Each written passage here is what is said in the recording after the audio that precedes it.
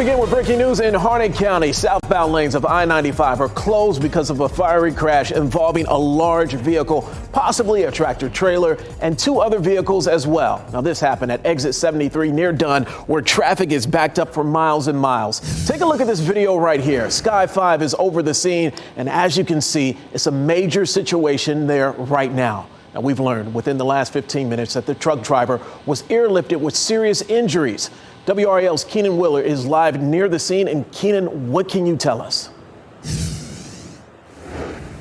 Really, that this is such a dramatic scene. It looks like it could have almost been pulled straight out of a disaster movie. You can see the serious pile of debris behind me still burning hours after this incident, and just about 100 yards or so down 95 South. It's a little tough to see now that it's dark. That's the outline of what we now know is the tractor trailer that hit a bridge and burst into flames, sending that driver to the hospital with serious injuries. Look at this viewer video that we got into our newsroom just about an hour ago. It shows just how serious the impact was really in the minutes after this crash took place here on I-95 near Dunn. The roadway just covered in little pockets of flame bursting out in various intervals. This initially shut down both north and southbound lanes of 95. It has since been limited to just the southbound lanes being closed.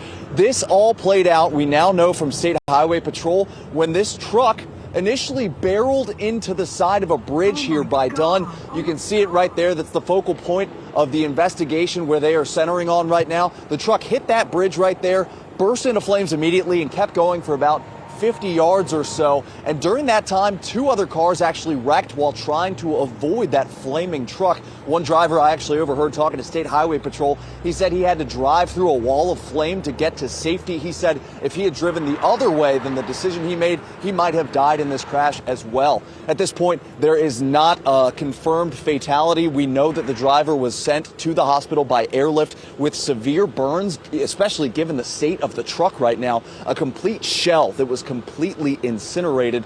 We have learned, again, the crash happened when the truck hit the bridge, continued on. The driver is currently in the hospital. We are expecting over the next few hours to get an update on that driver's condition. We are also expecting to see I-95 South here stay closed until about 10 o'clock this evening. The one thing State Highway Patrol wants to reinforce is that drivers need to, for the next several hours, find another way around this area because there have been backups for miles for the last few hours. That's expected to continue for at least a little while. Julian. Keenan, we are all frozen in this newsroom just looking at that video behind you and everything you walked us through. What has been the expression of some of the drivers that you see in that area?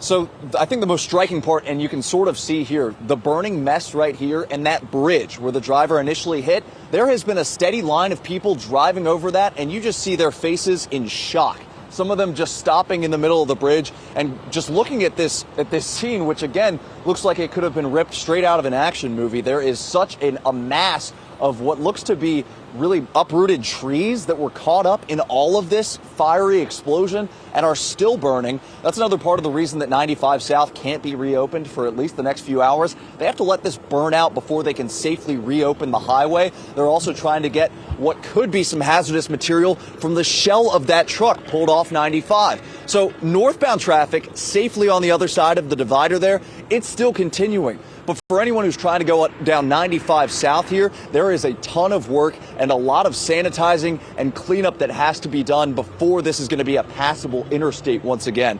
We are again expecting to hear, hopefully, an update on the driver's condition within the next few hours, and State Highway Patrol is staying engaged with us here on the ground and still looking for evidence and trying to continue this investigation. It's going to get a little bit more difficult now that darkness has fallen. Wow. Julian.